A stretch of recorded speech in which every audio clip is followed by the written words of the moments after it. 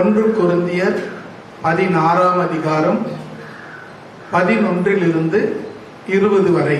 ஒருவேளை இந்த செய்தியை ஏற்கனவே சொன்னா என்னன்னு தெரியல, ஆனா ஆண்டவர் மறுபடியும் இந்த செய்தியை சொல்லும்படியாக கட்டாயப்படுத்தினாலே இதை சொல்ல வேண்டியதாக மாறிவிட்டது. வாசிக்கப்பட்ட வேத பகுதியிலிருந்து 1 கொரிந்தியர் 16ஆம் அதிகாரம் 11 to 20 வரை வாசிக்கப்பட்ட இந்த வேத பகுதியிலிருந்து ஒரே ஒரு வசனத்தை நாம் வாசிக்க போகிறோம். 13வது வசனம்.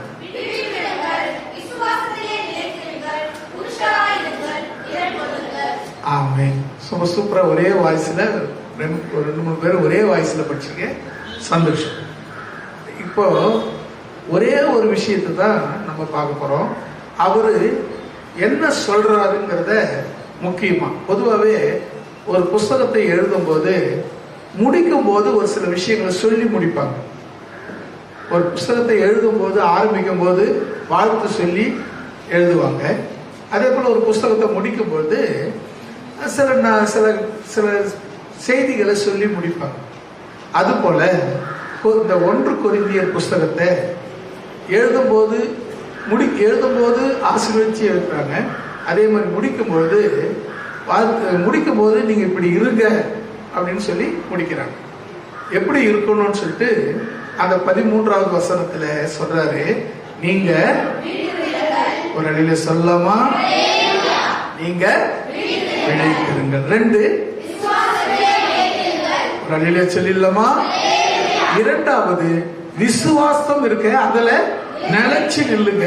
3வது புருஷனாய் இருங்க. அப்படின்னு என்னது? எல்லாரும் கல்யாணம் ஆகி பொண்டாட்டிய கூட இருங்க அப்படின்னு அர்த்தமா? புருஷர்னா என்ன? ஆண்கள் அர்த்தம்.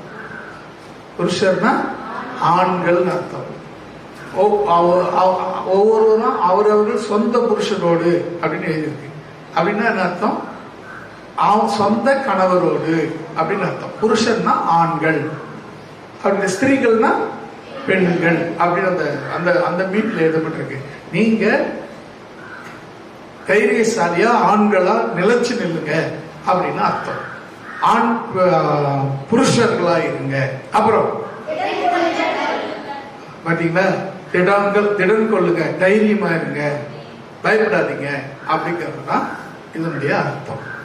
இப்ப நமக்கு முக்கியமா நம்ம பார்க்க போற இந்த வசனத்தெல்லாம் எத்தனை, இந்த 4 தலைப்பு நம்ம இப்ப பார்க்க போறோம்.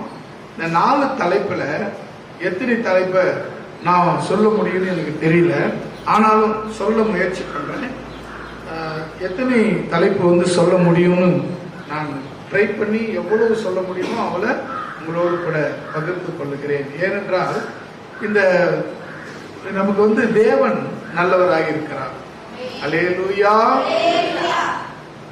வேத வசனம் செய்தி ரொம்ப முக்கியம். அதுல பாத்தீங்கன்னா முக்கியமா பாருங்க, செய்தியை நாம கவனமா கவனிக்கணும். இப்போ நம்ம கவனமா கவனிக்கும் பொழுது முதல் நம்ம வாசிக்க போற விஷயம் விழித்திருங்கள். பொதுவாகவே நாம யாரை பார்த்து விழிச்சிருன்னு சொல்லுவோம்? ஆமா, பொதுவா என்னன்னாக்கா தூங்குறவங்களை பார்த்தா நம்ம விழிச்சிருங்க அப்படின்னு சொல்லுவோம். அப்போ முழிச்சுக்கிறவங்களை பார்த்து நீ விழிச்சிருன்னு அர்த்தம். தூங்குறவங்களை பார்த்து விழிச்சிருன்னு சொன்னா அவங்க தூங்கிட்டு இருக்காங்கன்னு அர்த்தம். முழிச்சுக்கிட்டு இருக்கிறவங்களை பார்த்து நீ விழித்திரு அப்படின்னு சொன்ன என்ன அர்த்தம்? அதாவது உன்னுடைய எல்லா செயலிலும், உன் நினைவுகளிலும், உன்னுடைய எல்லா காரியங்களும் நீ விழிப்புடன் இரு என்பது பொருள். அதை தான் இங்க விழித்திரு என்று சொன்ன. தூங்கிட்டு இருக்காத விழித்திருன்னு சொல்லல. உன்னுடைய எல்லா விஷயத்திலும் நீ என்ன பண்ண? விழிப்புடன் இரு. அதை தான் அப்படி சொல்ற. நீங்க ஒரு வசனத்தை வாசிச்சுட்டு நம்ம அதுக்கு நேரம் கடந்து போகலாம். மத்தேயு 24ஆம் அதிகாரம் 42வது வசனத்தை வாசிக்கலாமா? 24:42.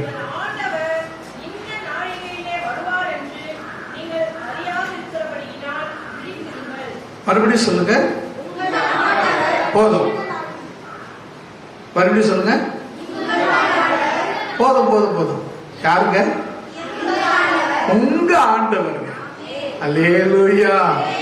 எவ்வளவு உரிமையோட எழுதப்பட்டிருக்கு பாருங்க. உங்க ஆண்டவர் எந்த எந்த நேரத்துல வருவாருன்னு தெரியாது. எந்த நாழிகைனா எந்த நேரம், எந்த நேரத்துல வருவாருன்னு தெரியாது. அதனால என்ன பண்ணுங்க? விழித்திருங்கள். அப்படின்னா என்ன அர்த்தம்? தூங்கவே தூங்கக்கூடாது, தூக்கமே உங்களுக்கு வரக்கூடாதுன்னு அர்த்தமா என்றால் இல்லை. தூங்கினால் கூட நீங்க எப்பொழுது வந்தாலும் நீங்க புறப்பட்டு போறதுக்கு தயாராயிருங்க அப்படின்னு அர்த்தம்.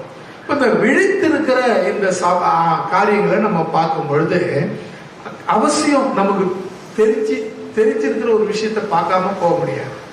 மத்தேயு எழுதின சுவிசேஷம் 25 அதிகாரம் முதல் ஒரு சில வசனங்களை பார்க்கும்போது வாசிக்க வேணாம். அதில் பார்த்தீங்கன்னா 10 கன்னிகைகள் மணவாளனை சந்திக்க போறாங்க. அது அப்படின்னா என்ன அர்த்தம்? கன்னிகைகள் என்பது விசுவாசிகளாகவும் மணவாளன் என்பது இயேசு கிறிஸ்துவையும் குறிக்கிறது. கன்னிகைகள் என்பது விசுவாசிகளையும் கர்த்தருக்காக ஆயத்தமா இருக்கிற விசுவாசிகளையும், மணவாளன் என்பது பரலோகத்துக்கு வந்து அழைத்து கொண்டு போக இருக்கிற கர்த்தராகிய இயேசு கிறிஸ்துவையும் குறிக்கிறது. அல்லேலூயா. இப்போ இதுல 10 கன்னிகைகள் இருந்தாங்க. இயேசு வந்து அழைத்து கொண்டு போகும்படியாக 10 கன்னிகைகள் எதிர்பார்த்து கொண்டிருந்தாங்க, காத்து கொண்டிருந்தாங்க, எதிர்பார்த்து இருந்தாங்க அப்படின்னு சொல்லி சொல்லப்பட்டிருக்கு. இதுல 5 பேரு புத்தி உள்ளவங்க, 5 பேரு புத்தி இல்லாதவங்க. இதுல முக்கியமா பாருங்க, 5 பேரும் புத்தி உள்ளவங்க, 5 பேர் புத்தி இல்லாதவங்க. எதை வச்சு நம்ம இங்க பார்க்க போறோம்னு சொன்னா, 5 பேரு விழிப்பா இருந்தாங்க, 5 பேரு விழிப்பு இல்லாத இருந்தாங்க. அதனால அவங்க புத்தி இல்லாத இருந்தாங்க. விழிப்பு இருந்தவங்க புத்தியோடு இருந்தாங்க. இவங்க எதுல விழிப்பா இருந்தாங்க? கவனிச்சு பாருங்க. அவங்க தேவன் வர ஒருவேளை தாமதமானால், மணவாளன் வர ஒருவேளை தாமதமானால், நம்ம பந்தத்தில எண்ணெய் வேண்டும் என்று எண்ணெயை கூட எடுத்துக்கொண்டு போனாங்க. புத்தி இல்லாதவங்க என்ன பண்ணாங்க? எண்ணெயை கொண்டு போகவில்லை. அப்போ அவங்க என்ன ஆயிட்டாங்க? புத்தி இல்லாதவங்க, அவங்க விழிப்பு இல்லாதவங்களாக இங்க சொல்லப்படுகிறது. இப்ப நீங்க கவனிச்சு பாருங்க, இவங்க யாரு? இந்த 5 பேர், முதல் 5 பேர் யாரு? விழிப்புள்ளவர்கள். அவங்க தான் புத்தி உள்ளவங்க சொல்லப்படுது. என்னன்னா, ஆண்டவர் வந்தா ஒருவேளை தாமதமானா என்ன பண்றதுன்னு சொல்லி அவங்க புத்திசாலித்தனமா, ரொம்ப அறிவுபூர்வமா என்ன பண்ணாங்க? பந்தத்தோடு கூட எண்ணெயையும் கொண்டு போனார்கள். அல்லேலூயா. இதுக்கு பேர் தாங்க விழிப்பு. இது பேர் தான் விழிப்புணர்வு. அந்த உணர்வுகள் நம்ம எப்பவுமே என்ன பண்ண, எப்ப பார்த்தாலும் எதுல பார்த்தாலும் என்னன்னா, சில பேர் பார்த்தா சொன்னாதான் செய்வாங்க. அல்லேலூயா.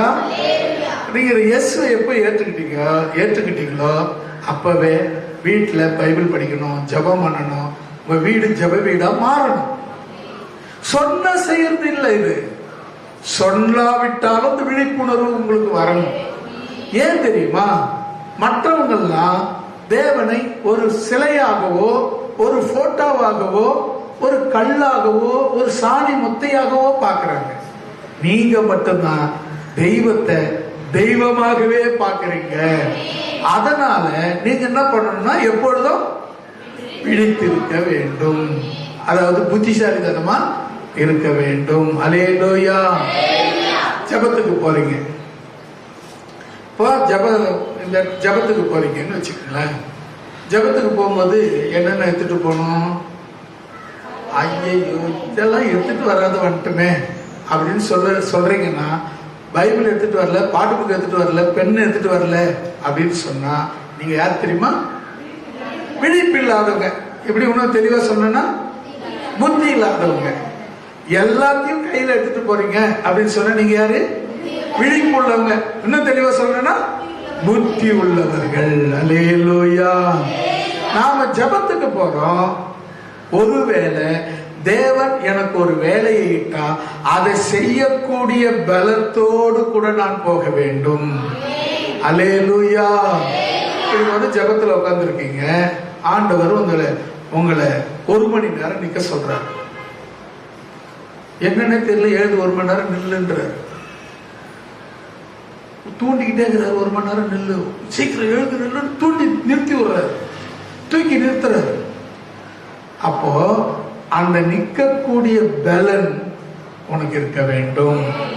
ஆண்டவரே நான் ரொம்ப பலவீனமானவன் ஆண்டவரே, நான் ரொம்ப பலவீனமானவள் ஆண்டவரே அப்படின்னு சொன்னா தேவன் அதுக்கப்புறம் உன்னை பயன்படுத்தவே மாட்டார். அல்லேலூயா.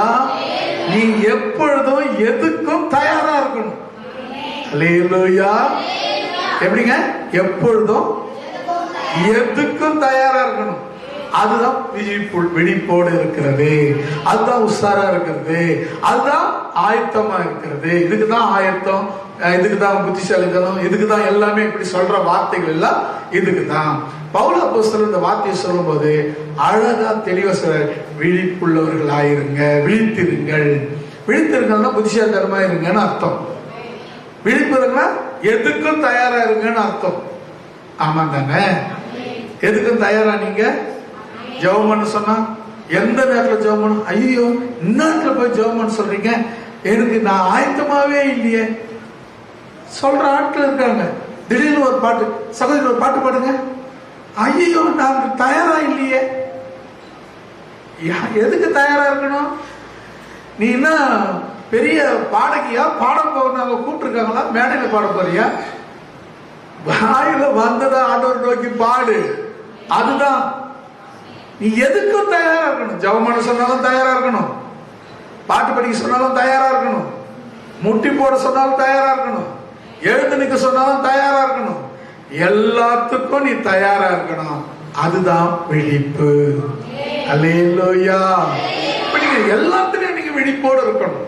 இந்த 10 கன்னிகைகள்ல 5 பேர் புத்தி உள்ளவங்க, 5 பேர் விழிப்புள்ளவர்கள். அல்லேலூயா. அந்த விழிப்புள்ளவர்களை குறித்து நீங்க பாத்தீங்கன்னு சொன்னா அவங்க தீவெட்டியோட எண்ணெயையும் கொண்டு போனார்கள். புத்தி இல்லாதவங்க தீவெட்டியை மாத்திரம் கொண்டு போனார்கள். மணவாளன் வர தாமதித்த போது என்ன நடந்ததுன்னா இவங்க தீவெட்டி அணைய ஆரம்பிச்சது. அவங்க என்ன கேக்குறாங்க, ஐயா அம்மா உங்க எண்ணெயில கொஞ்சம் எனக்கு கொடுங்க, நாங்க எங்க தீவெட்டி அணைய போகுது அப்படின்னா. அவங்க புத்தி உள்ளவங்க என்ன சொல்றாங்க, எங்களுக்கும் போதாம போயிடாது கூடாது, நீங்க என்ன பண்ணுங்க, உடனே போய் விற்கிறவரிடத்தில் வாங்கிக்கங்க. அவங்க வாங்க போனாங்க, திடீர்னு மணவாளன் வந்துட்டாரு. அல்லேலூயா. எப்பவுமே எல்லாத்துலயும் நீங்க தயாரா இருக்கணும், ரெடியா இருக்கணும், தயாரா இருக்கணும். எதுக்கும் தயாரா இருக்கணுங்க. நைட்ல எழுந்து முட்டி போட்டு ஜெபம் பண்ணு, எனக்கு இப்பதான்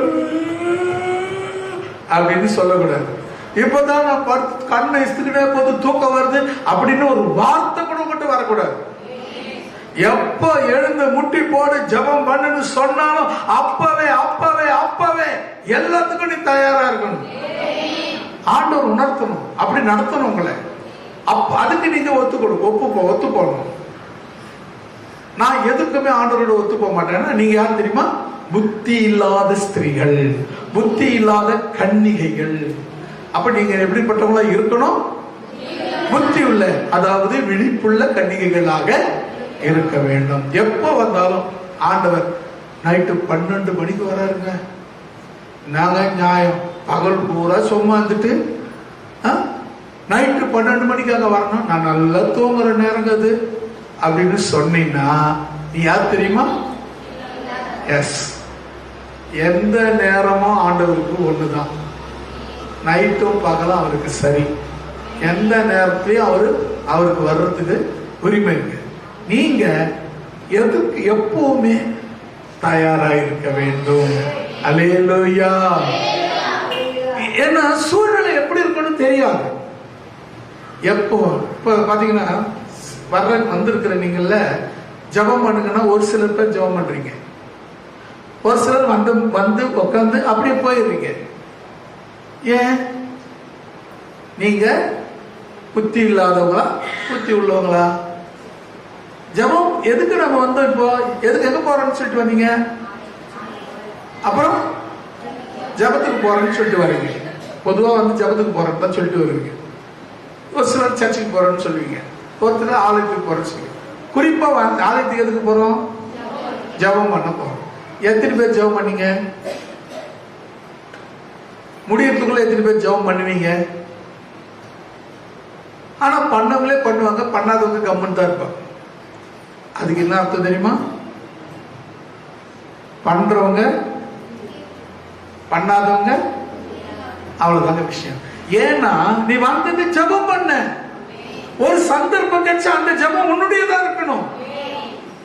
அப்ப நீ ஏன் அந்த சந்தர்ப்பத்தை மற்றவங்களுக்கு விட்டு கொடுக்கிற? பண்ணவங்களை திருப்பி பண்ண விடலாமா? ஏன் அதுக்கு நீ விட்டு கொடுக்கிற? அவங்க ஆரம்பிச்சிட்டாங்க, அவங்க ஆரம்பிச்ச கூட நிறுத்திட்டு நீ தான் பண்ணணும். ஏன்னா ஒவ்வொருத்தருக்கும் அங்க வாய்ப்புகள் கொடுக்கப்பட வேண்டும். அதுதானே ஜெபம். அப்ப நல்லா கவனிச்சு பாருங்க. விழித்துள்ளவர்களா இருக்கணும்னா என்ன அர்த்தம்னா, தூங்கி நிற்கிற நீ மூழ்கி நிற்கிறன்னு அர்த்தம் இல்லை. எப்பவும் எதுக்கும் ரெடியா இருன்னு அர்த்தம். எப்பவும் எதுக்கும் தயாராயிரு அப்படின்னு அர்த்தம்.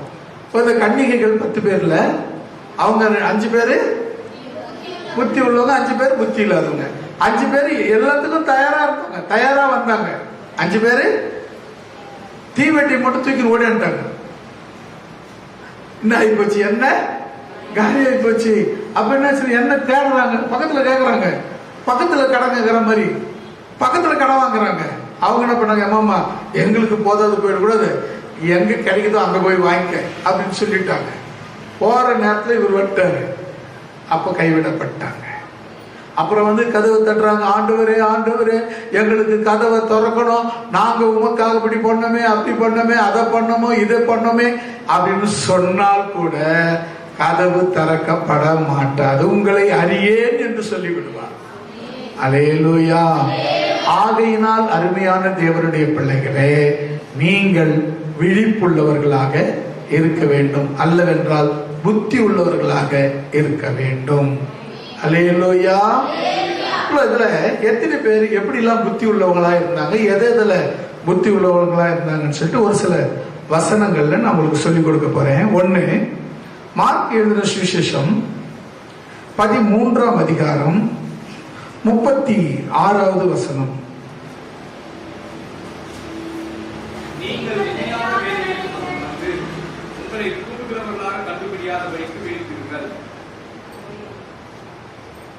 சொல்லலாமா? மறுபடியும் படிங்க.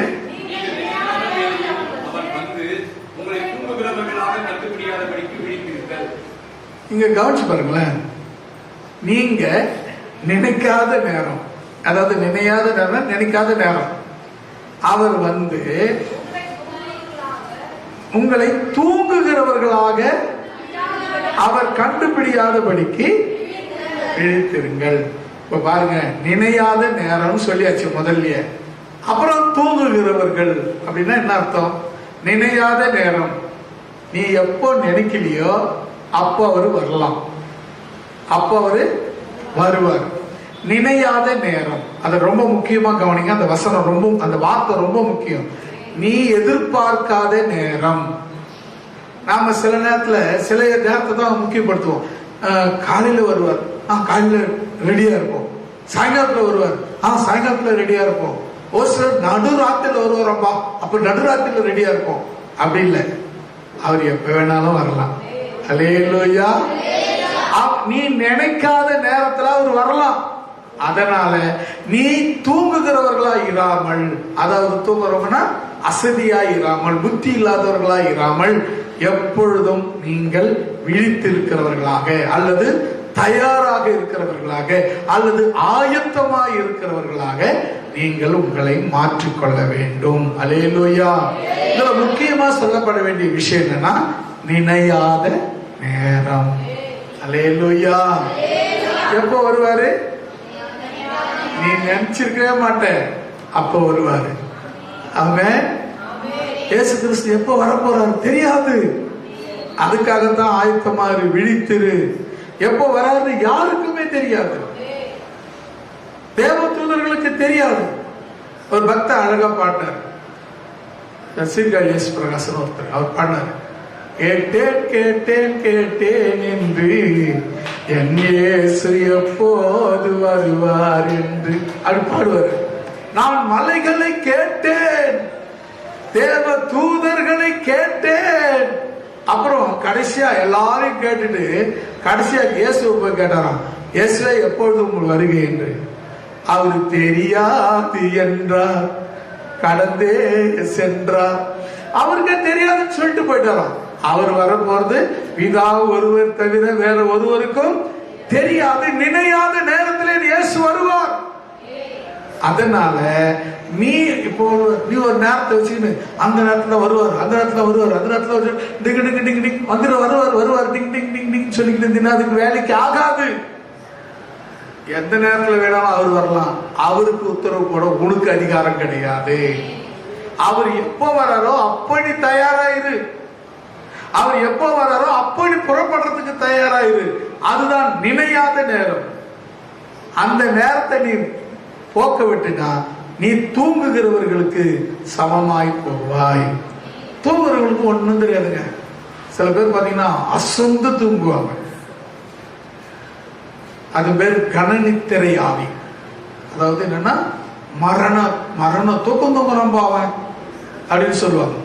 மரணத்துக்கு சமமா தூங்குற, செத்து போனவங்களை போல கிடக்கிறது, ஒண்ணுமே தெரியாது. சில பேர் பாத்தீங்கன்னா தூங்குவாங்க, எல்லாம் தெரியும், நடக்கிறது தெரியும், பக்கத்துல இருக்கிறவங்க பேசுறது தெரியும், எல்லாம் தெரியும், ஆனா தூக்கிட்டு இருப்பாங்க. இது வந்து சும்மா லேசா கோய் தூக்கம்னுவாங்க. இது கணனித்திரை தூக்கம். கணனித்திரைனா மரண தூக்கம். தூக்கத்திலேயே திணி வகை இருக்கா? ஆமாங்க, பல வகை உண்டு. சில பேர் பாத்தீங்கன்னா ஜெனரேட்டர் தூக்கம் உண்டுவாங்க. நீங்க எத்தனை பேர் ஓட்டுவீங்கன்னு தெரியாது. ஒரு சிலர்லாம் சில பேர்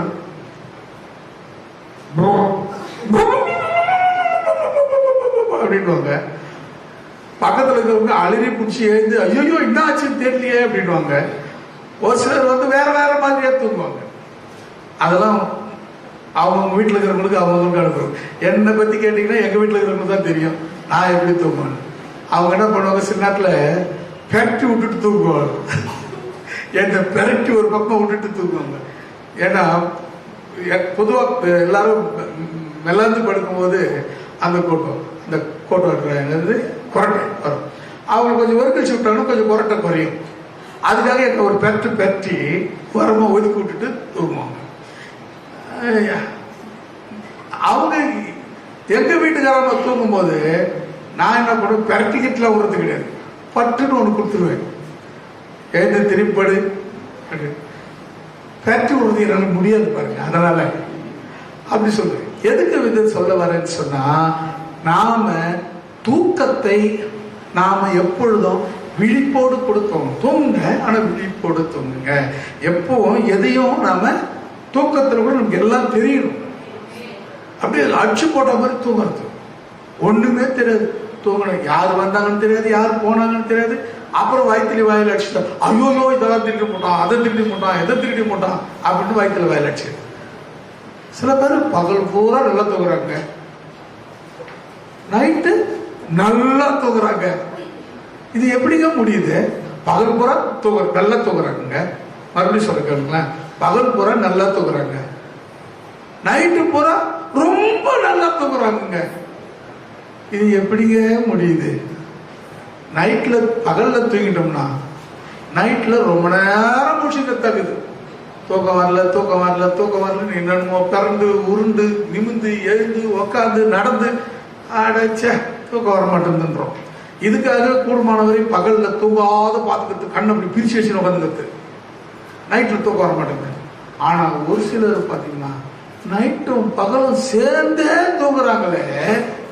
அப்புறம் உங்க வீட்டுல தரித்திரம் வர்றது வேற என்ன வரும்? விழிப்போடு இரு. எதுக்கு சொல்ல வரேன்னா, உன்னை தூங்குறத கெடுக்கிறதுக்காக நான் சொல்லல. ஆண்டவர் வர நேரம் தெரியாம தூங்கினா அந்த ஆசீர்வாதத்தை எழுந்துருவேன். ஒரு ஊழியக்காரர் சொன்ன கதை. ஒரு ஊழியக்காரர் அந்த வழியால் போறாராம். ஒரு வழி இந்த இந்த இந்த சென்னையிலேருந்து ஒரு ஊழியக்காரு மதுரைக்கு போறாரு. போற வழி இந்த வழியில் தான் போகணும், கார்ல போறாரு. அப்போ போகும்போது ஒரு அந்த வழியில அச்சல்பாக்கில் ஒரு பாஸ்டர் இருக்காரு. அவருக்கு எதனா செய்யலான்னு இவருக்கு மனசுல தோணுது. ரொம்ப கஷ்டப்படுற ஊழியக்காரு, அவருக்கு எதனா செய்யலாம் அப்படின்னு சொல்லி தோணுச்சு. நேராக போனார். அவர் சர்ச்சு, ஒரு சின்ன சர்ச்சு. அந்த சர்ச்சையோட நிறுத்திட்டு பின்னாடி வீடு ஒரு பக்கத்தில் வாடகை வீடு. சர்ச்சு சின்ன சர்ச்சு, வீடு நல்ல பெரிய வீடு, வாடகை எடுத்து அதில் நல்லா இருக்காரு. சரி, நேரம் வீட்டில் போயிட்டார் பாஸ்டர். மதுரைக்கு போகிற பாஸ்டர் அவரை பார்க்கறதுக்காக அச்சல் பார்க்கறதால வீட்டுக்கு போயிட்டாரு. போனால் தாப்பால் போட்டு கணவனும் மனைவியும் செம்ம தூக்கம் தூங்கிருக்கிறாங்களாம். அப்படி எட்டி பார்த்தவரு உதவி செய்யணும்னு போனவர் உதவி செய்யாமலே போயிட்டார். ஏன்?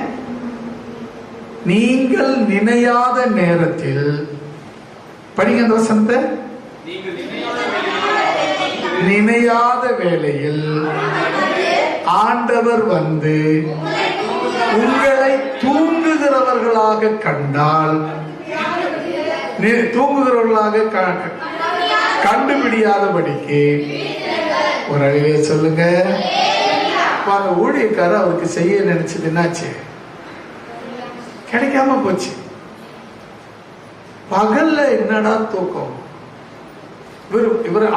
அவர் வந்து இளம் வயசு உள்ளவர். அந்த பாஸ்டர், அந்த ஊர்ல இருக்கிறவர் இளம் வயது உள்ளவர்.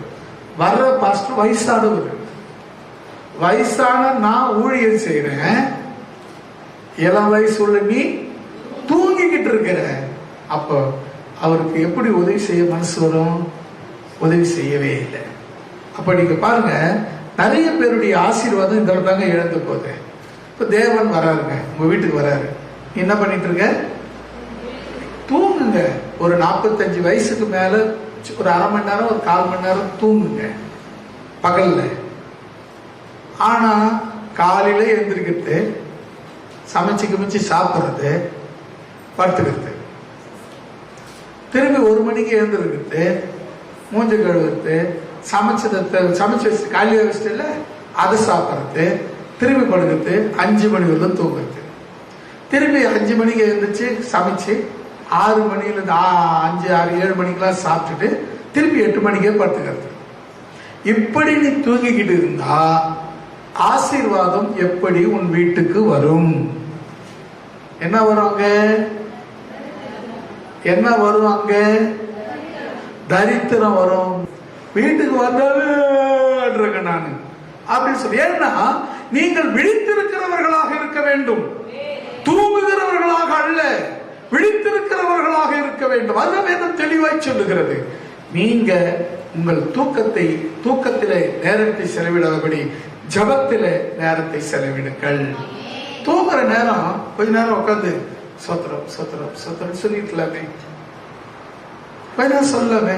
ஆனா கண்ணை மூடி சோத்திரம் பண்ணாவே தூக்கம் வந்து ஒரு 5 நிமிஷம் தூங்கிக்க, திரும்பி எழுந்து உட்காந்து ஜபம் பண்ணு. தப்பு கிடையாது. கண்ணை தூக்கம் வருது அப்படின்னு சொன்னா அதுக்காக போயிட்டு கண்ணை கட்டு மூஞ்சி கழிட்டு தூக்கம் ஜபம் பண்றேன் அப்படின்னா அப்போ அதுவும் தூக்கம் தான் வரும். மூஞ்சி கழிவுனா தூக்கம் போயிடுமேண்ணா. ஒரு 5 நிமிஷம் ஃபிளாட்டா படுத்துரு, மேடு பல்ல இல்லாம அப்படி ஃபிளாட்டா படு. 5 நிமிஷத்துல தெரிஞ்சிடும். அப்ப நீ மறுபடியும் எழுந்து ஜபம் பண்ணு.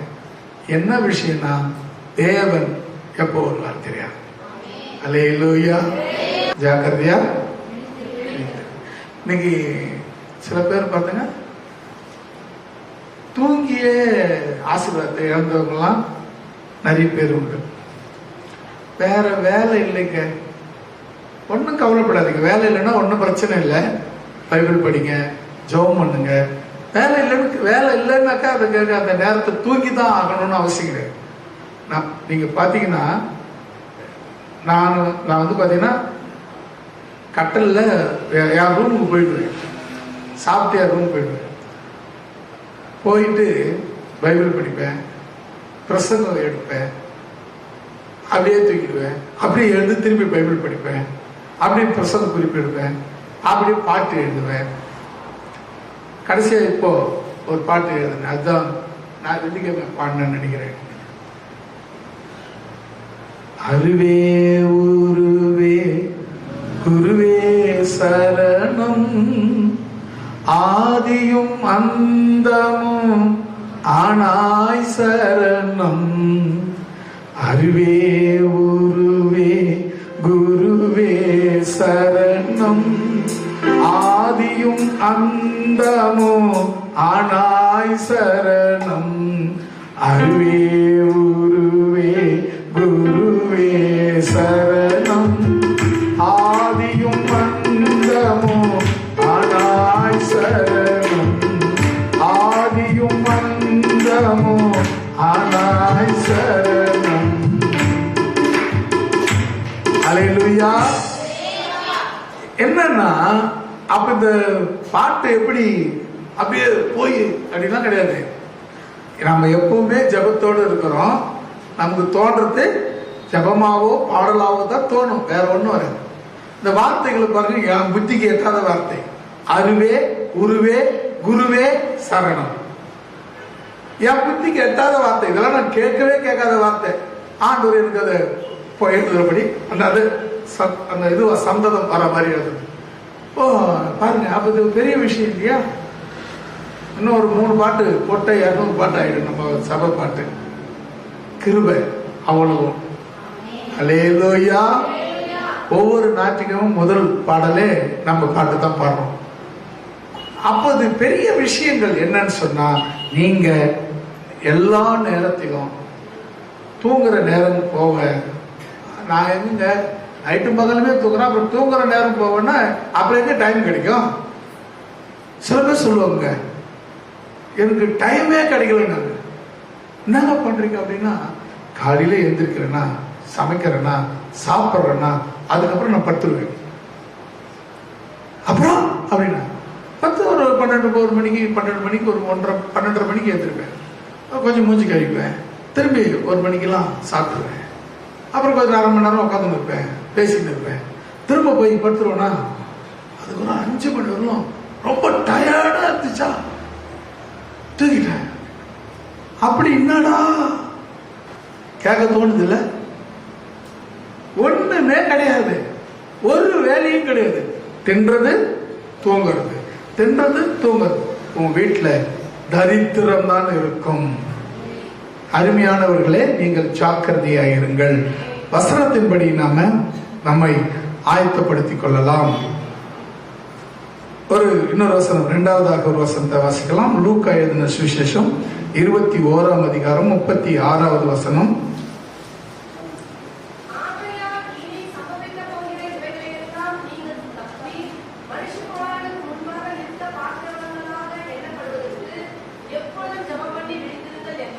ஆமென்.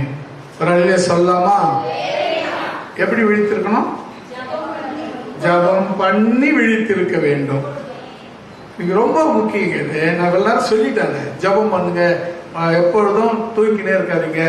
எப்பவுமே வேலைக்கு போறாங்க, நம்ம என்ன பண்றது, தூங்குறது தானே அப்படின்னு சொல்லி. தூக்கம் பாத்தீங்கன்னா, தூக்கம் ஒரு பிசாசுங்க, தூக்கம் ஒரு சத்துரு.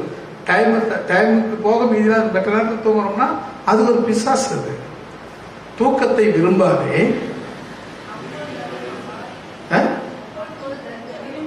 விரும்பினால், அந்த வார்த்தை கவனிங்க, தூக்கத்தை விரும்பாதே, விரும்பினால் தரித்திரன் ஆவாய். அல்லேலூயா. தூக்கம் எப்போ பார்த்தாலும் தூக்கம். நைட்டு தூங்குங்க, ஃபுல் நைட்டு தூங்குங்க, வேணான்னு சொல்லல. ஆனா அதிகாலையில எழுந்துருங்க. ஃபுல் நைட்டு தூங்குங்க, அதிகாலையில எழுந்துருங்க. கூடுமானவரை 5 மணிக்கு எழுந்திருக்க முயற்சி பண்ணுங்க. 5 மணி எழுந்திருக்கிற பழக்கம் உங்களுக்கு வரட்டும். அதிகாலை எழுதுகிற பழக்கம் உங்களுக்கு வரணும். ஏன் அப்படின்னா, ஏன் அதிகாலையில் எழுந்திருக்கணும்னா, நீங்க முழிக்கிறதே ஏசப்பா மூஞ்சில தான் முழிக்கணும். அல்லேலூயா. கண்ட மூஞ்சில முழிச்சுட்டு அந்த நாள் பூரா சீன்றத மாத்திட்டு இயேசு முகத்துல முழிச்சா பாருங்க எப்படி இருக்கு தெரியுமா? அந்த நாள் முழுக்க ஆனந்தம், மகிழ்ச்சி, சந்தோஷமா இருக்கும். ஒரு காலை விழிப்பு என்பது ஒரு நல்ல ஏசப்பா பிள்ளைகளுக்கு அடையாளம். அதிகாலையில ரொம்ப 3 மணிக்கெல்லாம் எழுந்திருக்க வேண்டாம். ஒரு 5 மணிக்கு கட்டாயமா எழுந்திரிச்சுடுங்க. அதுக்கு மேல படுக்காதீங்க. அதுக்கப்புறம் ஒரு 45 வயசுக்கு மேல 45 வயசுக்கு மேல இருக்கிறவங்க வேணும்னா ஒரு 15 நிமிஷமோ ஒரு அரை மணி நேரமோ ரிலாக்ஸ் பண்ணிக்கலாம். 45 வயதுக்கு மேல் மற்றவங்க படுக்க கூடாது. ஏன்னா நம்முடைய உடம்பு ஒரு வாட்டி பழக்கப்படுத்திட்டோம்னா தினம் அதை செய்ய சொல்லும். அல்லேலூயா. ஒரு வாட்டி நீங்க ஒரு ஒரு ஒரு சின்ன விஷயத்துல சுகம் கண்டுட்டீங்கன்னா, அதாவது படுத்து சுகம் கண்டிங்கன்னா 24 hours நீங்க படுத்துட்டு இருக்கதான் நல்லா இருக்கிற மாதிரி இருக்கும் உடம்பு. ஏன்னா நம்ம உடம்பு அப்படிப்பட்டது.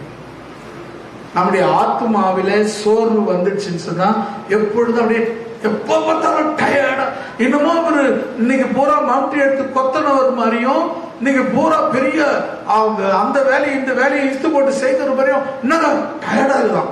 என்ன டயர்டு? ஒரு வேலையை செய்து உங்களுக்கு எப்படி டயர்டு வந்துச்சு? அப்ப ரொம்ப யோசிச்சு பாருங்க. பிசாசு உன்னை கெடுக்கிறான். அல்லேலூயா. தூண்டி விட்டு வேடிக்கை பார்க்கிறான். பிசாசு உன்னை ஆசை காட்டி அழிக்க பார்க்கிறான். தூண்டி விட்டு வேடிக்கை பார்க்கிறான். பிசாசு உன்னை ஆசை காட்டி அழிக்க பார்க்கிறான். தூண்டலிடாதே அவனை துணியும் நம்பாதே. தூண்டலிடாதே அவனை துணியும் நம்பாதே. இறங்கொடுத்தான் நுழைந்திடுவான், அழிவுக்குள்ளே நடத்திடுவான். தூங்க விட்டு வேடிக்கை பார்க்கிறான். பிசாசு உன்னை ஆசை காட்டி அழிக்க பார்க்கிறான். தூங்க விட்டு வேடிக்கை பார்க்கிறான். பிசாசு உன்னை ஆசை காட்டி அழிக்க பார்க்கிறான். தூங்கலிடாதே உன்னை துணியும் நம்பாதே. தூங்கலிடாதே அவனை துணியும் நம்பாதே. இடம் கொடுத்தான் நுழைந்திடுவான், அழிவுக்குள்ளே நடத்திடுவான். துணி விட்டு வேடிக்கை பார்க்கிறான். பிசாசு உன்னை ஆசை காட்டி அழிக்க பார்க்கிறான். துணி விட்டு வேடிக்கை பார்க்கிறான். பிசாசு உன்னை ஆசை காட்டி அழிக்க பார்க்கிறான். அல்லேலூயா. இப்ப நம்ம படிச்ச இந்த வசனத்துல பாருங்க, எப்பொழுதும் ஜெபம் பண்ணி இப்ப நீங்க முக்கியமா பாருங்களேன், ஜெபம் பண்ணி விழிச்சிருக்கணும்.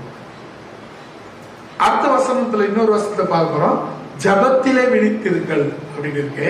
இப்போ நம்ம ஜபம் பண்ணி விழித்திருக்கணும். உங்க நாளை வீணாக்காம அந்த நாள்ல ஜபம் பண்ணுங்க. தூங்குற நேரத்தை என்ன பண்ணுங்க? ஜபத்துல செலவிடுங்க. இப்போ தூங்குறதுக்கும் இந்த ஜபத்துல செலவிடுறதுக்கும் என்ன வேறுபாடு இருக்கு அப்படின்னு சொன்னா, ஜபத்துல செலவிடும் போது தேவன் உன்னோடு உறவு கொள்ளுவார். அதாவது தேவன் உன்னோடு தொடர்புல இருப்பார். தூங்கும் பொழுது உன்னோடு கூட சாத்தான் தொடர்புல இருப்பான். இது ரெண்டுத்துல எது முக்கியம்? எது வேணும்? தேவனோடு தொடர்புல இருக்கிறது தான் நமக்கு நல்லது. சாத்தானோடு தொடர்புல இருக்கிறது அவ்வளவு நம்மளை நாசத்துல கொண்டு போயிடுவான். நாசம் மோசங்கள் உண்டாகும், தரித்திரம் வறுமை உண்டாகும், என்னென்ன கஷ்டங்களுக்கு அதெல்லாம் வரும். நீங்க சில பேர் பாத்தீங்கன்னா ஜபத்திலே வந்ததுல இருந்து முடிகிற வரலாம் ஆமேன் படுவதுதான் அலறி பிடிச்சி எழுதிருப்பாங்க. மற்ற நேரத்தில் அப்படியே தூங்கி, அதுக்கு முன்னாடி நான் தூங்குறவங்கள அதிலே சொல்லுங்க, தூங்க அப்படி பண்ணுங்கன்னு சொல்லி இப்பெல்லாம் சொல்றதே கிடையாது. பாத்தீங்களா, என்ன சொன்னாலும் தூங்குறவங்க தூங்கிட்டு தான் இருப்பாங்க. நான் பார்த்தேன். இப்போ அதை பத்தி சொல்றது கிடையாது.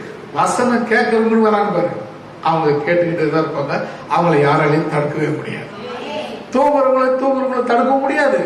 வசனம் கேட்கறவங்கள தடுக்கவே முடியாது. சில பேருக்கு ஆண்டவர் ஒரு கிருபை கொடுத்திருக்கிறார். என்ன தெரியுமா? முக்காடு என்ற கிருபையை கொடுத்துறாரு. நல்லா அப்படி இஷ்டப்பட்டு விட்டுறாங்க. தூங்குறதும் தெரிய மாட்டேங்குது, மூஷிக்கத்தும் தெரிய மாட்டேங்குது. அவங்களாம் ஒரு ஆட்டு இப்படி ஆட்டினா தான் தெரியுது, ஆஹா அம்மா அடி தூங்கிட்டு இருக்காங்க அப்படின்னு. அவங்களே அறியாம ஒரு ஆட்டம் ஆடுறாங்க, பூமி எதிர்ச்சான மாதிரி ஆடுறாங்க பாருங்க. அப்பதான் தெரியுது, ஓ 3வது மாணவர்களும் போயிருக்காங்க போல இருக்கு அப்படின்னு. மற்றபடி இன்னும் அதுக்கு முன்னா அப்பப்போ தூங்குறவங்களை ஏற்படு கொட்டுங்க குத்துங்கன்னு சொல்லுவேன். இப்ப சொல்றேன் பாருங்க, சொல்றதுக்கு ஏன்னா அவங்களுக்கே வசனம் கேட்கிற அக்கறை இல்லைன்னும் போது நாம எழுப்பி விட்டா மட்டும் கேட்டுருவா போறாங்க, கேட்கவே மாட்டாங்க. நான் சொல்லிட்டேன் தூங்குறவங்க மூஞ்ச கழுவிட்டு வந்து உட்காருங்கன்னு கூட சொல்லி பார்த்துட்டேன். அப்போ உட்காந்து அப்படியே இப்படி போனாங்க, நாங்க என்ன பண்ண முடியும் சொல்லுங்க? என்ன பண்ண முடியும் சொல்லுங்க? ஒன்னும் பண்ண முடியாது. அவங்கள தனி தெளிச்சு விட்டுற வேண்டியதுதான். அவங்க கணக்கில் வச்சு கூடாது. அவங்க எப்படின்னா தூக்கிட்டு போட்டோம், பாவம் தூக்கம் வீட்டில் தான் தூங்க முடியல, இங்கேயாவது தூக்கிட்டு போட்டோம் அப்படின்னு விட்டுற வேண்டியதுதான்.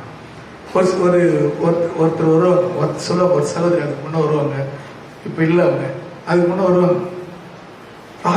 ஐயா தூக்கமே வரமாட்டேங்குதியா, நீ தான் இங்க தூங்கினகிறிய, அங்க இருந்து தூக்கம் வரமாட்டேன்னு நான் வந்ததுல இருந்து நீ தூங்கினேங்கிற, அப்புறம் எப்படி உனக்கு அந்த தூக்கம் வரும் அப்படின்னு. அது மாதிரி என்னன்னா தூக்கங்கிறது ஒரு கெடுதல். ஜபம் பண்ணி வசனம் சொல்லுங்க, எப்பொழுதும் ஜபம் பண்ணி விழித்திருக்கணும். தூக்கம் வருதுன்னா நீங்க ஜபம் பண்ணி அதுல விழித்திருக்கணும். தூக்கத்தை கலைக்கணும், தூக்கத்தை தொலைக்கணும், தூக்கத்தை விரட்டணும். அதை விரட்டணும்னா அதுக்கு ஜபம் தான் காரணம் சொல்லு. நீ ஜபத்திலேயே தூங்குறன்னா அப்புறம் எப்படி? அதை ஒண்ணும் பண்ண முடியாது. இப்ப சொல்லிக்கிறேன்ல, அந்த தூக்கம் எப்படின்னா கேளு, ஐயா பேசுனா தாமா நல்லா பேசுறாரு. எங்க நான் ரசிக்கப்பட்ட சபையில ஒரு மாத இதை வெளியிடுவாங்க, நம்ம வெளியிடுற மாதிரி. நம்ம சாரோனின் ரோஜா அப்படின்னு வெளியிடுறோம். அவங்க சபையில பாலும் தேனும் வெளியிடுவாங்க. பிரதர் முருன்னு ஒரு தலைப்பு. நம்ம புத்தகத்துல சில தலைப்புகள் இருக்கும். அதே போல அதுல ஒரு தலைப்பு முருமுரு அப்படின்னு. பிரதர் முருமுரு, அவர் பேரு முருமுரு அப்படின்னு வச்சிருப்பாங்க. என்னடான்னா அவரு சபைக்கே சரியா போக மாட்டார். அப்படியே போனாலும் உட்காந்து தூங்கினே இருப்பார். வந்ததுல இருந்து தூங்கினே இருப்பார். அவரும் இன்னொரு சபை விசுவாசியை ரெண்டு பேரும் சந்திச்சாங்க. என்ன பிரதர் சர்ச்சைக்கு பண்ணிக்கலாம்? போனேன். யாரெல்லாம் ஃபர்ஸ்ட் ஜபம் பண்ணாங்க, எத்தனை பேர் ஜபம் பண்ணாங்க? ஃபர்ஸ்ட் ஜபம் இந்த ஆரம்ப ஜபம் அப்படின்னு. அது ஒண்ணும் இல்லை, நான் கொஞ்சம் லேட் ஆயிடுச்சு, அந்த ஆரம்ப ஜபம்லாம் முடிச்சுட்டு பேர் தான் போனேன் அப்படின்னு. அப்படியா? சரி என்னென்ன பாட்டு பாடினாங்க உங்க சபையில அப்படின்னாரு. இவர்தான் கொஞ்சம் சொல்றேன்ல, அடுத்தது ஜபம் முடிச்சு பேர் தானே போனாரு, அடுத்தது பாட்டு பாடிக்கும் போதெல்லாம் வந்திருக்குல்ல அப்படின்னு சொல்லிட்டு போய் கேட்டாங்க. அதான் நான் சொன்னேன் இல்லை, கொஞ்சம் லேட் ஆயிடுச்சுன்னு, பாட்டு முடிஞ்ச பேர் தான் போனேன். முதல்ல என்ன சொன்னாரு? ஜப்பம் முடிஞ்ச பேர் போனேன். ரெண்டாவது என்ன சொன்னாரு? பாட்டு முடிஞ்ச பேர் போனேன். அப்புறம் சரிப்பா, எத்தனை பேர்ப்பா சாட்சி சொன்னாங்க? நான் சொன்னேன் பிரதர், நான் தான் கொஞ்சம் லேட்டா போனேன், ஜபம் முடிஞ்ச பேர் போனேன்னு சொன்னேன். அப்ப என்ன அர்த்தம்னா, ஜபம்னாக்கா அவர் சாட்சி சொல்ற டைம் தான் ஜபம் தானே அவருக்கு. அப்ப ஜபம் முடிச்ச பேர் போனேன் அப்படின்னாரு. சரிப்பா, காணிக்கையாவது போட்டியாப்பா? என்ன? அதான் பிரதர் நான் சொன்னேனே, ஜபம் முடிஞ்ச பேர் தான் போனேன்னு காணிக்க போடல அப்படின்னாரு. நான் லேட்டா போறதுனால போய் போட்டா நான் தெரிஞ்சிருவேன்னு சொல்லிட்டு அப்படியே எல்லாரும் காணிக்க எல்லாம் உட்காரும்போது நான் உள்ள போய் உட்காந்துட்ட பிரதர். காணிக்க கூட ஆய், ஒரு விசுவாசினா கர்த்தருக்கு காணிக்க கூட போடாத நீ ஒரு விசுவாசியாடன்னு அவர் மனசுல நினைச்சுக்கினேன் அப்படின்னு சொல்றாரு. அடுத்தது செய்தி எப்படிப்பா, என்ன செய்தி கொடுத்தாரு? அதை அம்மா கேட்கிற பாஸ்டர் தான் எங்க பாஸ்டர் மாதிரி எங்கேயுமே கிடைக்காது. அருமையான பிரசங்கம், சம அருமையானது. என்னப்பா தலைப்பட இவருக்கு ரொம்ப ஆர்வம் ஆயிடுச்சு அவருக்கு. நம்ம சபையில ஒன்னும் செய்தி இல்லையா, என்னடா ஆச்சுன்னு சொல்லிட்டு என்னப்பா செய்தி, என்ன தலைப்பட? இதெல்லாம் சொல்ல முடியாதுப்பா. நானு போய் உக்காந்தேன், நல்லா தூங்கிட்டேன், என்ன பேசுனே தெரியல, ஆனா அவர் பேசுறது எனக்கு நல்லா தூக்கம் வந்துச்சுப்பா அப்படின்னு. அது மாதிரி விசுவாசிங்க இங்க இருக்கிறீங்க. பேசுறது, நான் பேசுறது உங்களுக்கு தாலாட்டோட லோலாயி லோலாயின்னு சொல்ற மாதிரியே இருக்குது. அப்படி தூக்கிட்டப்பா அப்படின்னு சொல்ற உடனே அவன் மனசுக்குள்ள பயங்கர கோபம் வந்துச்சு. என்னடா ஒரு செய்தி கூட போல இவ்வளவு லேட்டா போய் செய்தி கூட கேட்கலையே அப்படின்னு. அப்புறம் சரிப்பா லாஸ்ட் ஜபம் எப்போ பண்ணாங்க, எத்தனை பேர் பண்ணாங்க? ஒன்னும் இல்லை, லாஸ்ட் செய்தி முடிச்சு ஆமேன்னு நான் திடுக்குன்னு எழுந்துட்டேன். அப்பாடி ஜபத்தை எல்லாம் முட்டி போடுறாங்க ஜபத்துக்கு. நாங்க உள்ள மோசஸ் பிரதர் ஒருத்தர் இருக்கிறாரு, அவர்கிட்ட ஒரு 1000 ரூபாய் கடன் வாங்கிட்டேன். முடிஞ்சா எங்கடா கை பிடிச்சி கேட்பாரு, அதனால ஓடியாட்டுப்பா முன்னாடியா. இப்ப ஒரு விசுவாசியா யார்? இவர் விசுவாசியா யார்? இப்படிப்பட்டவங்க தான் நிறைய பேர் இருக்கிறாங்க. ஆனா தயவு செய்து நீங்கள் அப்படிப்பட்டவர்களா இருக்கக்கூடாது. ஏன்னா வேதவசனம் சொல்லுது, நீங்கள் எப்பொழுதும் ஜபம் பண்ணி விழித்திருங்கள். ஜபம் எப்பொழுதும் பண்ணுங்க, அதன் பொருட்டு விழிப்பாயிருங்க. ஏன்னா இப்போ கர்த்தாவே என்னை ஆசீர்வதியும் நான் கேட்டீங்க, அப்போ அதுக்காக காத்திருக்கணுமா இல்லையா? ஏதோ போக்கில் சொல்லிட்டு போக கூடாது. ஆண்டவரை கேட்டா அது நிச்சயம் நடக்குங்கிற நம்பிக்கை உனக்கு வேணும். அல்லேலூயா. ஆண்டவர்கிட்ட கேட்டங்க, நான் சொல்றேன் அவர்கிட்ட கேட்டேன், அது எனக்கு நிச்சயம் கிடைக்கும். இந்த நம்பிக்கை இல்லாததுக்கு எதுக்கு ஜெபம் பண்ற? ஆண்டவரே என்னை சுகமாக்கும் ஐயா. அப்புறம் சுகமே கிடைக்கல, சுகமே இல்லை. அதுக்கப்புறம் நீ பார்த்தீங்கன்னா 4 பேர்கிட்ட போறேன். ஒருத்தர் வேப்பர் அடிக்கிறேன், அவங்ககிட்ட போய் வேப்பர் அடிச்சுக்கிறேன். அங்க ஒருத்தர் கல்வி எடுக்கிறோம், அவங்ககிட்ட போய் கல்வி எடுத்துக்கிறேன். அங்க ஒருத்தர் வைத்தியம் சொல்றோம், அவங்ககிட்ட வைத்தியம் பண்ணிக்கிறேன். அப்ப நீ என்ன ஜெபம் பண்ண? ஆண்டவரே என்னை சுகமாக்கும். எப்படி சுகமாக்கும்? ஆண்டவரை கேட்டா நம்பிக்கையோடு கேட்கணும், அவர் செய்வார் என்ற நம்பிக்கையோடு செபிக்கணும், அந்த நம்பிக்கைக்காக காத்திருக்கணும். அல்லேலூயா. நீ என்ன ஜெபம் பண்றியோ அதுக்காக கூட அந்த விசுவாசம் கூட உனக்கு இல்லாம நீ என்ன ஜெபம் பண்ற? எப்படி உனக்கு ஜெபம் நடக்கும்? எப்படி நீ அது நடக்கும் கிடைக்கும் உனக்கு? அப்படி எல்லாம் நீங்க யோசித்து பாத்தீங்கன்னா ஜெபம் பண்றாங்க, ஆனா அது நம்பிக்கை இல்லை. ஆசீர்வதியும் ஆண்டவரே, ஆசீர்வதியும் ஆசீர்வதியும் ஆசீர்வதியும் ஆசீர்வதியும். யார்கிட்ட கேட்கலாம் ஆசீர்வாதத்தை? ஆண்டவர்கிட்ட கேட்டோம், எங்கன்னா நம்ம கேட்டா தானே முடியும் அப்படின்னு கேட்டீங்கன்னா, அப்ப எப்படி உன்னை ஆண்டவர் ஆசீர்வதிப்பார்? கேளு, காத்து, கொடுக்கிறவர்ல விட மாட்டேன்னு சொல்லு. யாக்கோபு அப்படிதானே ஜெபிச்சா? அவன் ஜெபம் பண்ணான், நீ ஆசீர்வதிக்காவிட்டால் போக விட மாட்டேன்னு சொன்னானே, நீ ஏன் விடுற? அப்ப அந்த விழிப்பு எங்க போச்சு உனக்கு? அந்த நம்பிக்கை எங்க போச்சு? ஜெபம் பண்ற, ஆனா நம்பிக்கை இல்லாத ஜெபம் பண்ற. ஆனா வசனம் சொல்லுது, எப்பொழுதும் ஜெபம் பண்ணி விழித்து. ஜெபம் பண்ணி அதுக்காக காத்துரு, கிடைக்கணும் நம்பிக்கையோடு இரு. நீங்க ஜெபம் பண்றீங்கல்ல, ஜெபம் பண்றீங்கல்ல, ஜெபம் பண்ணணும் சொல்லும் போது ஜெபம் பண்றீங்கல்ல, நீங்க ஒருத்தருக்கு ஜெபம் பண்றீங்க, ஆண்டவரே அந்த அக்காவை அந்த அண்ணனை ஆசீர்வதிங்கன்னு ஜெபம் பண்றீங்க. உள்ளான மனசுல ஆசீர்வாதிக்கணும்னு ஜெபம் பண்றீங்களா, இல்ல ஒரு ஒரு ஒரு ஒரு ஒரு ஃப்ளோவா சொல்றீங்களா? அப்ப உங்களுக்கு ஜெபம் பண்ணும்போது ஏன் சாப்பிட்டு ஜெபம் பண்ண மாட்டீங்க? ஒருத்தருக்கு ஜெபம் பண்றீங்க, இப்ப எதுக்கு ஜெபம் பண்றீங்க? இப்படி சொல்லுவாங்க, ஒருத்தருக்கு ஒருத்தர் சொல்லிட்டு எனக்கு நீங்க ஜெபம் பண்றீங்க. உள்ளான மனசுல ஆண்டவரே பாஸ்டர் ஆசீர்வதின்னு ஜெபம் பண்றீங்க, ஆமா தானே?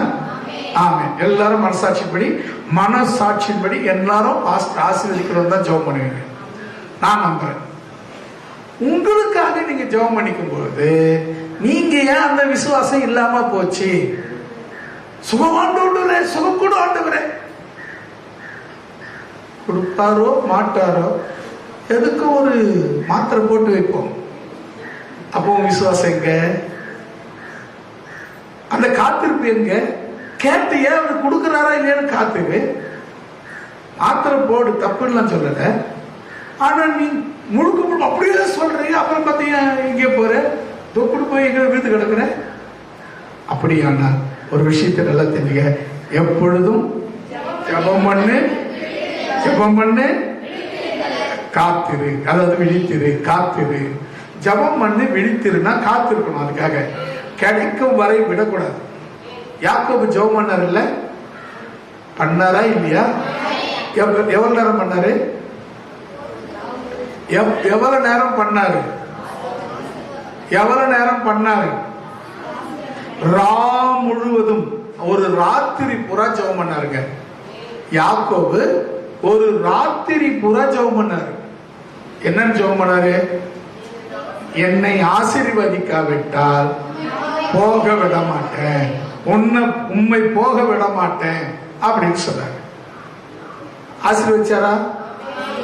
போக விட்டாரா? ஆமாங்க, ஆசீர்வதிச்சா, அது ஆசீர்வதிச்சதுனால அவர் போக விட்டார். எப்படி தெரியுமா? ஜபம் பண்ணுகிறாரு, ஆண்டவர் என்ன பண்றாரு? உதுமுறாரு, விட மாட்டேன்றான். அப்புறம் ஆண்டவர் என்ன பண்ணாரு தெரியுமா? அவன் தொடை கை விட, தொடை சந்தில கை விட்டு ஒரு நரம்பா விஸ்து விட்டார். கால் இஸ்து. இப்ப இப்படி நிக்கிறான் அவன். நீ என்ன செய்தாலும் ஆண்டவரே, நீங்க என்ன கொண்டு போட்டாலும் ஆண்டவரே, நீங்க சாவச்சாலும் ஆண்டவரே, நான் உண்மை விட மாட்டேன், என்னை ஆசீர்வதிக்காவிட்டால் நான் போக விட மாட்டேன் ஆண்டவரே அப்படின்னா. வேற வழியே இல்லை, ஆசீர்வாதத்தை பெற்றுக்கொண்டார். அல்லேலூயா. நீங்க ஜபம் பண்றீங்க, இல்லைன்னு சொல்லல, ஆனா அது ஒரு மேம்போக்க விட்டுறீங்க. நான் சொல்றேன், ஜபத்தை பண்ணுங்க, அதுக்காக பிளான் பண்ணுங்க, காத்திருங்க, நிச்சயம் உன் ஜபத்துக்கு பதில் உண்டு. அல்லேலூயா. அடுத்தது இன்னொரு காரியத்தை கூட நான் உங்களுக்கு சொல்ல விரும்புகிறேன். மூன்றாவதாக கொலேசியர் 4ஆம் அதிகாரம் 3வது வசனம் 4:3 4:2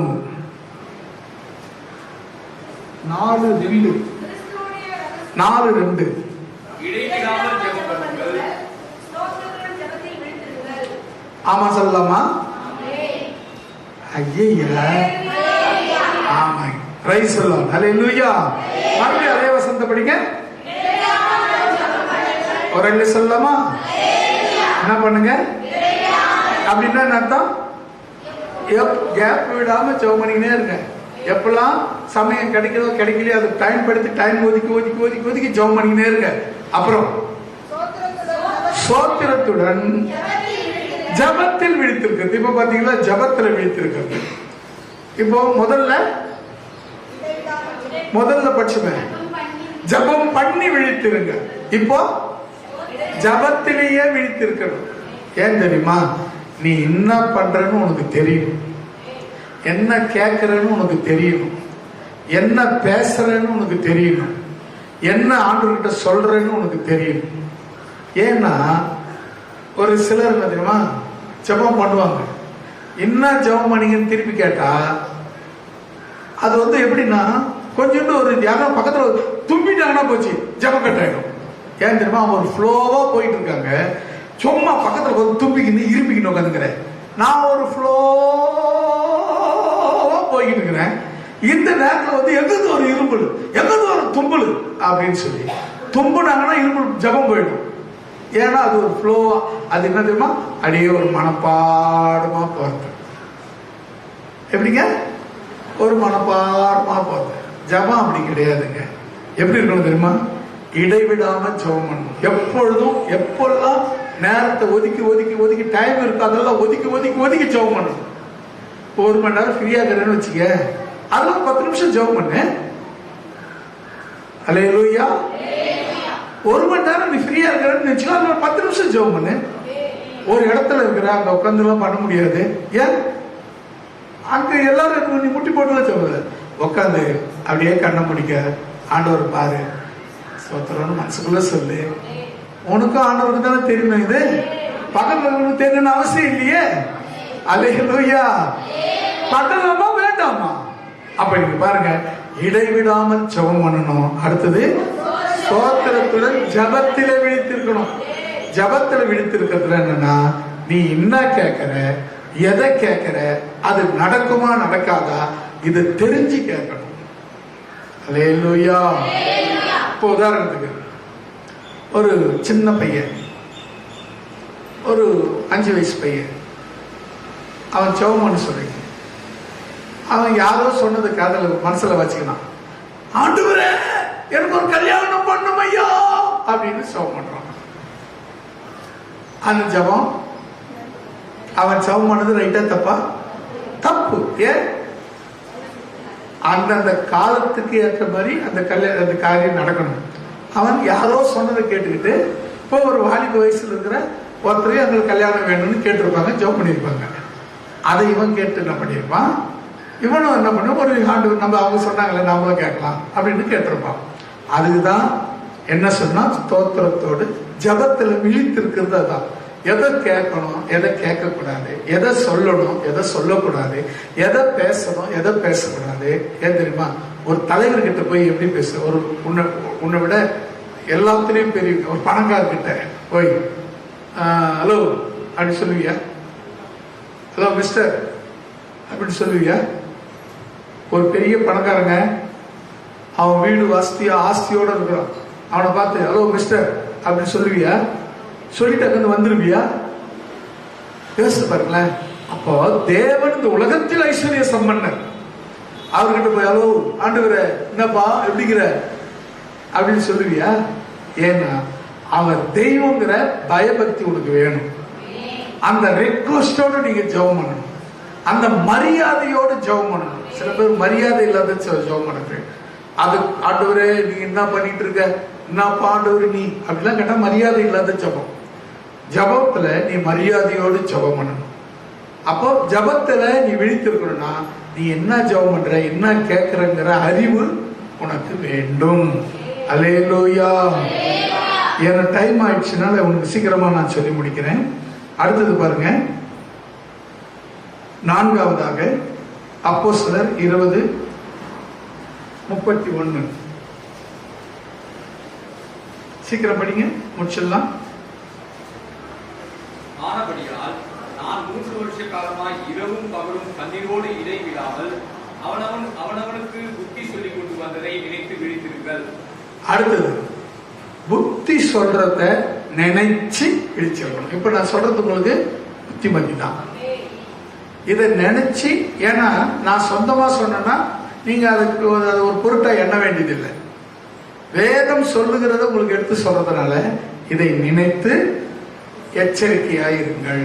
அதை விழித்திருக்கணும். இந்த இடத்துக்கு என்ன வருது பாருங்க, ஜாக்கிரதையாயிருங்க, எச்சரிக்கையாருங்க அப்படின்னு அர்த்தம். அது ரொம்ப ரொம்ப முக்கியங்க. ஏன்னா விழித்திருங்கன்னு சொன்னா சில பேர் என்ன பண்றாங்க, அது ஒரு விழிச்சிருக்குத அது கண்ணை அப்படியே முட்டி பிரிச்சு வச்சுட்டு உட்காந்துக்கிறேன் அப்படி இல்லைங்க. நீ கண்ணை பிரிச்சு வச்சுட்டாலும் ஆத்மா விழிச்சு இல்லைன்னா என்ன பிரயோஜனம்? அதனால ரொம்ப முக்கியம். அடுத்தது பாருங்க, 1 பேதுரு 5:8. 5வது வசனம் 1 பேதுரு 5:8.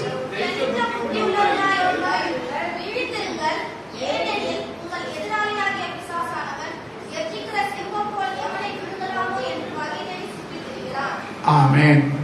நிறைவாக நீங்க எப்படி இருக்கணும்? புத்தி உள்ளவங்களா இருக்கணும். என்ன புத்தி? தெரிந்த புத்தி.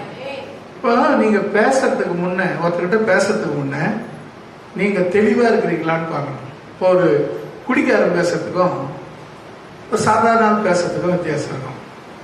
குடிக்காரன் என்ன பண்ணுவான், மயங்கி பேசுவான். ஏன்னா அவன் குடிச்சதுனால அவன் மயங்கி போய் அவன் பேசுற வார்த்தை பூரா முட்டாள்தனமா தான் இருக்கும். காரணம் என்ன? குடிச்சதுனால அவன் அறிவு மங்கி போச்சு. அதனால அவன் பேசுற பேச்சு எல்லாம் பாத்தீங்கன்னா ஒரு ஒரு ஒரு ஒண்ணுமே தெரியாதவன் பேசுற மாதிரி இருக்கும், அறிவில்லாதவன் பேசுற மாதிரி இருக்கும், இன்னும் கேட்டா லூசு தனமா இருக்கும். சரி, அதே ஆளு குடிக்காது இருக்கும்போது பாருங்க ரொம்ப அறிவா பேசுவோம், ரொம்ப புத்திசாலித்தனமா பேசுவோம். இதுக்கு அதுக்கும் வித்தியாசம். ஒரே ஆள் தான், அவன் தெளிவா இருக்கிறான், இப்போ தெளிவு இழந்து இருக்கிறான். எப்ப தெளிவா இருக்கிறான்?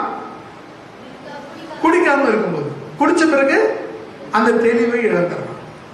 அப்ப கவனிச்சிங்க, சில பேர் பாத்தீங்கன்னா குடிச்சிட்டு பேசுறாங்க, போய் தெரிஞ்சு கேட்டா நானும் அப்படி பேசுறேன், ஐயோ சிச்சை நானும் அப்படி பேசவே மாட்டேன் அப்படின்னு சொல்லுவாங்க. அப்ப அவங்களுக்கு அதுக்கு காரணம் என்ன? தெளிவு இல்லை. ஏன் தெளிவு இல்லை? குடிச்சதுனால மயங்கி புத்தி கெட்டு போச்சு. புத்தி கெட்டதுனால அவரு அப்படிலாம் பேசுறாரு. அப்ப அப்படின்னா நல்லா கவனிச்சு பாருங்க. சில பேர் குடிக்காமலேயே புத்தி இல்லாத பேசுறாங்க, மதிமயங்கி பேசுறாங்க, அறிவில்லாம பேசுறாங்க. நீங்க அப்படிப்பட்டவங்களா இருக்க வேண்டாம் அப்படின்னு வேதம் சொல்லுகிறது. மறுபடியும் வாசிக்க அந்த வசனத்தை. தெளிந்த புத்தி உள்ளவர்களாயிருங்கள், விழித்திருங்கள், ஏனெனில் உங்க எதிராளி ஆகிய பிசாசு, ஒரு அலையில சொல்லாமா, உங்க எதிராளியான பிசாசு எப்படி இருக்கிறானா, கர்ஜிக்கிற சிங்கத்தை போல எவனை விழுங்கலாமோ என்று அகத்தேடுறாங்க. எப்படி டைம் கிடைக்கும், எப்படி மாட்டுவ, எப்படி உன்னை எப்படி பிடிக்கலாம், எப்படி உன்னை கவுக்கலாம், எப்படி உன்னை அழிக்கலாம்னு வகை தேடலாம். அப்போ நீங்க என்ன பண்ணணும், எப்பவுமே தெளிவா இருக்கணும். நீங்க முட்டாள்தனமான, அதாவது புத்தி கெட்டத்தனமான, அதாவது குடிக்காரனை போல, குடிச்சா ஒரு பேச்சு குடிக்காத ஒரு பேச்சு பேசுறேன்ல, அதை போல மதிமயங்கின நிலையில், முட்டாள்தனமான நிலையில் நீங்கள் இருக்கக்கூடாது. அல்லேலூயா. எப்பொழுதும் நீங்க தெளிவா இருக்கணுங்க. எப்ப பேசினாலும் தெளிவா இருக்கணுங்க.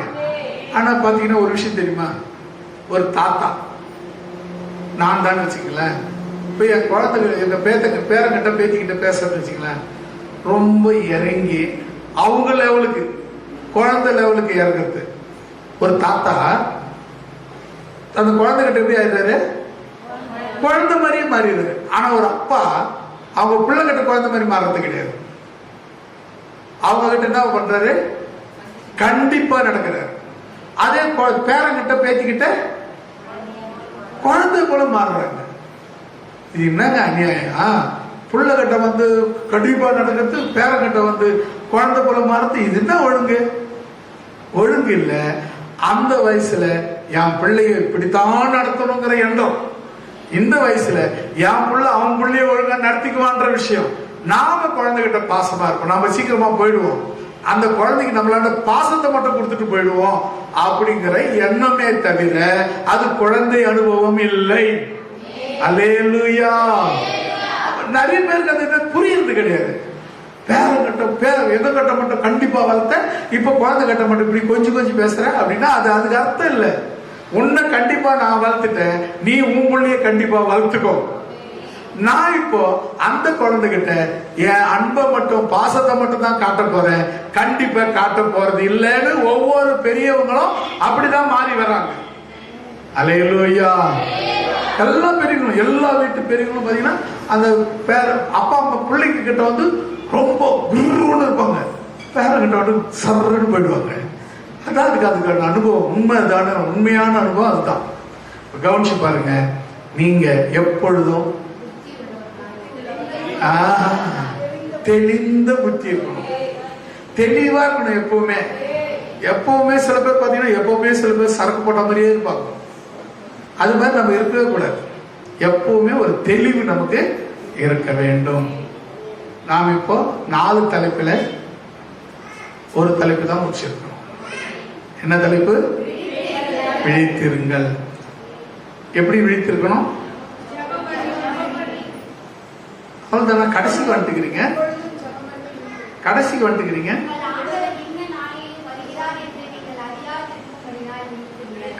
வந்துட்டீங்களே.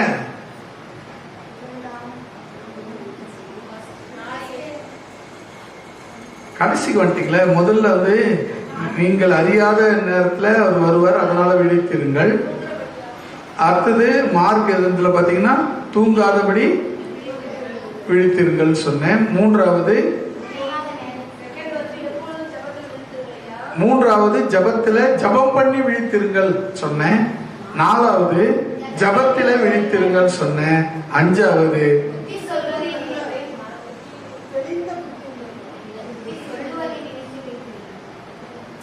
புத்தி சொல்லி விழித்திருங்கள். 5வது தான் தெளிந்த புத்தி உள்ளவர்களாக இருங்கள். விழித்திருங்கள், தெளிந்த புத்தியோடு விழித்திருங்க. அடுத்த 3 தலைப்பு கர்த்தருக்கு சித்தமான வேற வாய்ப்பு கிடைச்சா நம்ம பார்க்கலாம். இப்பொழுது எல்லாரும் செபிக்கலாம்.